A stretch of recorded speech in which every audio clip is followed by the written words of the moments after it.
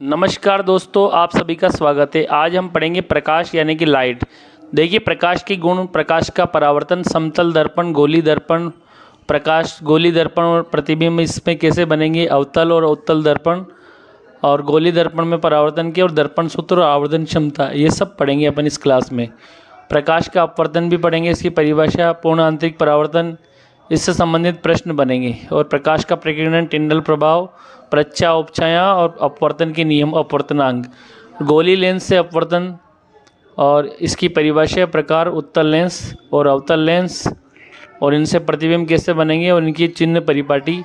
इसके अलावा लेंस सूत्र, आवर्धन लेंस की क्षमताएं और मानव नेत्र विभिन्न भाग और इसके कार्य, समंजन क्षमता, मोतियाबिंद और दृष्टि दोष और इनके कारण और निवारण, यानी कि दृष्टि दोष कैसे होते हैं और इनके क्या कारण है और इनको कैसे इनका निवारण किया जाए। इन सब प्रकाश परावर्तन अपवर्तन प्रस्तावना। प्रकाश वह भौतिक कार्य के जो वस्तुओं को देखने में सहायक होता है। पृथ्वी पर प्रकाश का मुख्य स्रोत सूर्य है।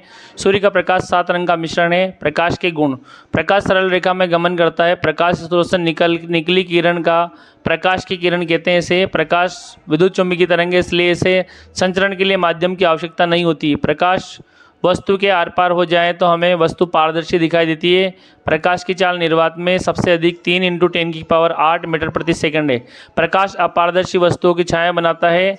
कोई वस्तु उस पर पड़ने वाले प्रकाश को परावर्तित करती है।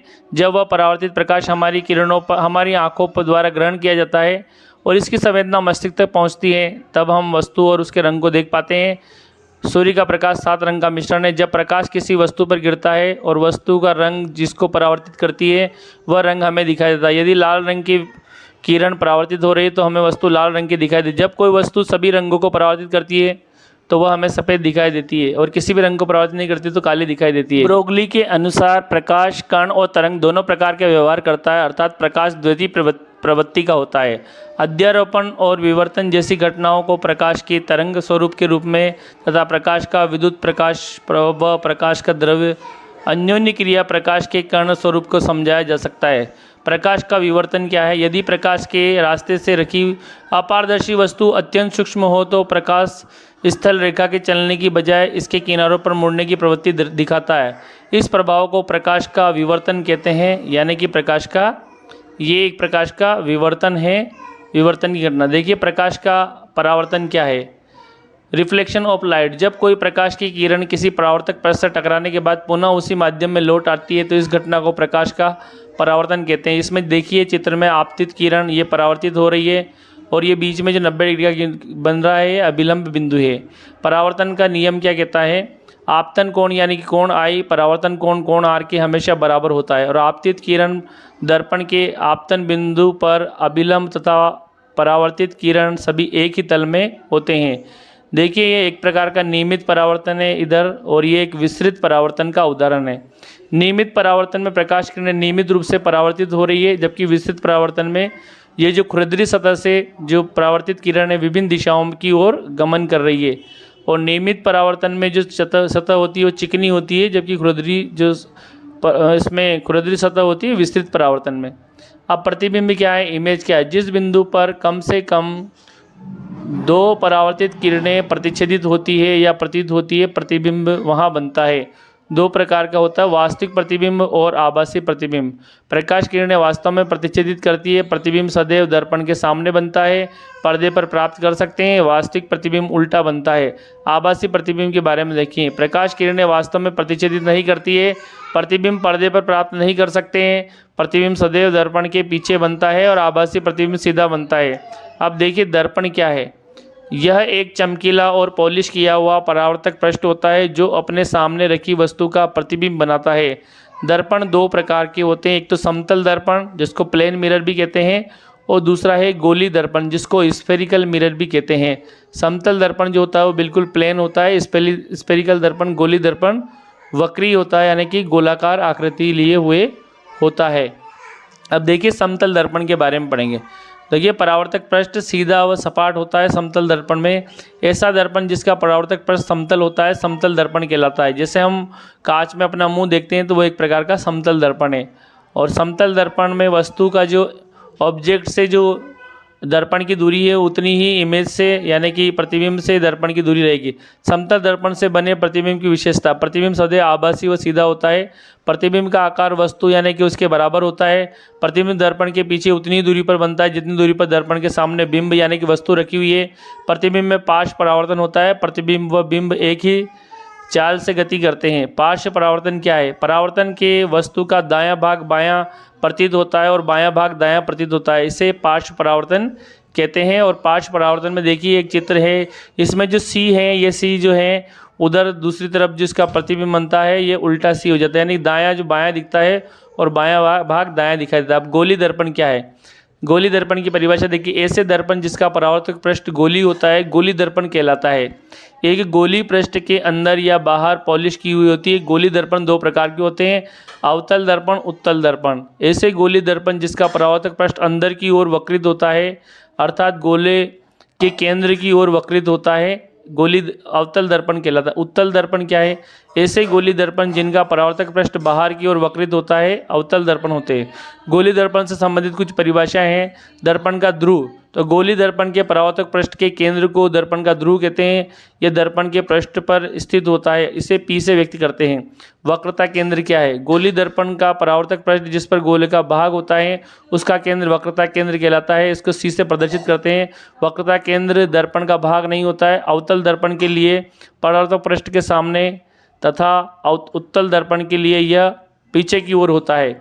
अब देखिए वक्रता त्रिज्या क्या है? गोली दर्पण का परावर्तक पृष्ठ जिस पर गोले का भाग है उसकी त्रिज्या वक्रता त्रिज्या कहलाती है, इसको आर से प्रदर्शित किया जाता है। मुख्य अक्ष क्या है?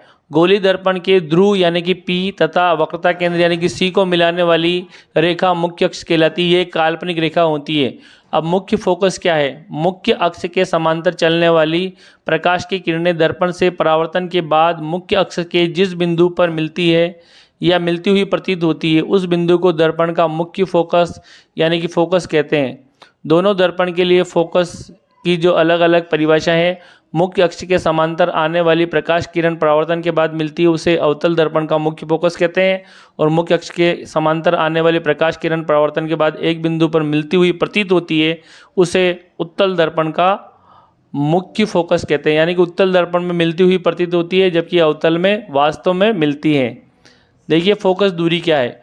गोली दर्पण के ध्रुव यानी कि पोल यानी कि पी तथा मुख्य फोकस यानी कि एफ के बीच की दूरी को उस दर्पण की फोकस दूरी स्मॉल एफ यानी कि छोटी एबीसीडी का एफ कहते हैं। अब देखिए आर जो होता है आर बराबर 2f, आर बराबर 2f होता है फोकस दूरी। तो यानी कि वक्रता जो त्रिज्या है वो फोकस दूरी की दुगनी वक्रता त्रिज्या के बराबर होती है, यानी कि आर बराबर 2f। छोटे द्वारक के लिए गोली दर्पण के लिए वक्रता त्रिज्या फोकस दूरी से दुगनी होती है। द्वारक क्या है? गोली दर्पण के परावर्तक पृष्ठ की वृत्ताकार सीमा रेखा का व्यास दर्पण का द्वारक कहलाता है, इसको m/n से प्रदर्शित किया जाता है। अवतल दर्पण से परावर्तक पृष्ठ का सूर्य की ओर करके उससे परावर्तित प्रकाश को कागज की गति पर एक तीक्ष्ण चमकदार बिंदु के रूप में प्राप्त कर छोटे समय में हम कागज जलने लगता है। ऐसा सूर्य के प्रकाश के संकेंद्रण से ऊष्मा उत्पन्न होने के कारण होता है, कागज की शीट जलने लग जाती है। गोली दर्पण तथा प्रतिबिंब बनना, इसके क्या नियम हैं? प्रतिबिंब के बनने के लिए कम से कम 2 परावर्तित किरणें का प्रतिच्छेदन होना आवश्यक है। बिंब से प्रतिबिंब प्राप्त करने के निम्न आपतित किरणों का उपयोग कर सकते हैं अपन।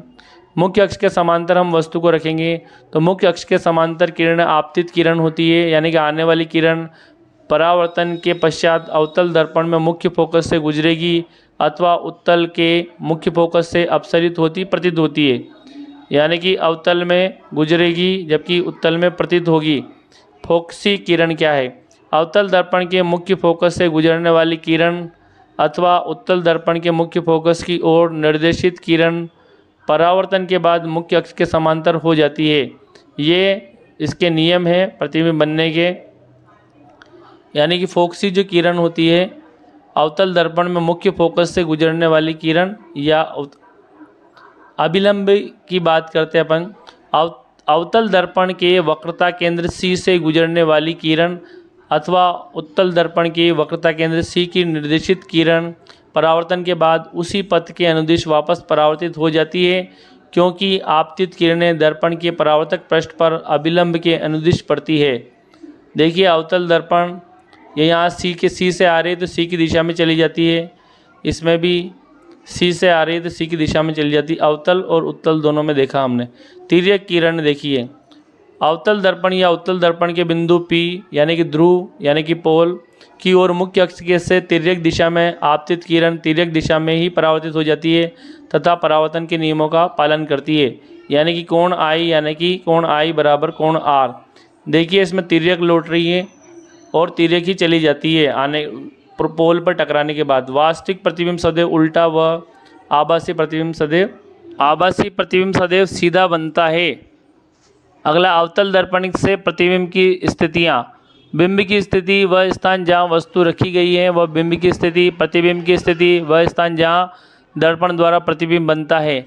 अनंत पर जब बिंब को यानी वस्तु को अनंत पर रखेंगे तो प्रतिबिंब बनता है फोकस पर। यह अवतल दर्पण के अंदर देख रहे हैं अपन।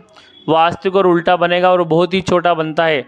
दूसरी कंडीशन, वक्रता केंद्र से दूर रख रहे हैं अपन बिंबक और अनंत व सी के बीच में रख रहे हैं, तो अनंत व सी के बीच में रखने पर प्रतिबिंब कहाँ बनेगा। देखिए जब बिंब को यानी कि अनंत और उसके सी के बीच में रखेंगे तो क्या होगा। देखिए वास्तविक और उल्टा बनेगा और जो प्रतिबिंब अपना F और C यानी कि फोकस दूरी और वक्रता केंद्र के बीच में बनता है। जब अपन वस्तु को C पर रखेंगे यानी कि वक्रता केंद्र पर, तो देखिए प्रतिबिंब भी C पर ही बनेगा। प्रतिबिंब C पर बनेगा और उसका आकार वस्तु के बराबर होगा।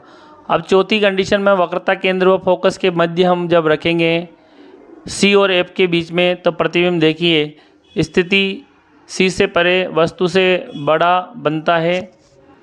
अब देखिए जब हम पांचवी कंडीशन में मुख्य फोकस पर जब वस्तु को रखेंगे तो प्रतिबिंब अनंत पे बनेगा। देखिए प्रतिबिंब स्थिति अनंत पर बनता है और अत्यधिक बड़ा बनता है और वास्तविक और उल्टा बनता है। अब देखिए छठवीं कंडीशन, जब मुख्य फोकस F पर और P के बीच में रखें यानी फोकस को पोल के बीच में रखेंगे तो यहाँ पे स्थिति दर्पण के पीछे बनेगा और बहुत बड़ा बनेगा और आभासी और सीधा बनेगा। देखिए A' B' आपको ऊपर दिखाई दे रहा होगा मुख्य अक्ष के, तो ऊपर वाले जो प्रतिबिंब सीधे बनते हैं, जबकि अभी तक जितने प्रतिबिंब बन रहे थे सब उल्टे बन रहे थे। तो छठवीं कंडीशन में प्रतिबिंब सीधा बनता है। अवतल दर्पण में ध्रुव व फोकस मुख्य फोकस F के बीच रखा बिंब का ही प्रतिबिंब आभासी और सीधा बनता है। हमने 5 स्थिति देखी, सभी में वास्तविक और उल्टा प्रतिबिंब बन रहा था, जबकि छठवीं स्थिति में काल्पनिक और सीधा प्रतिबिंब प्राप्त होता है।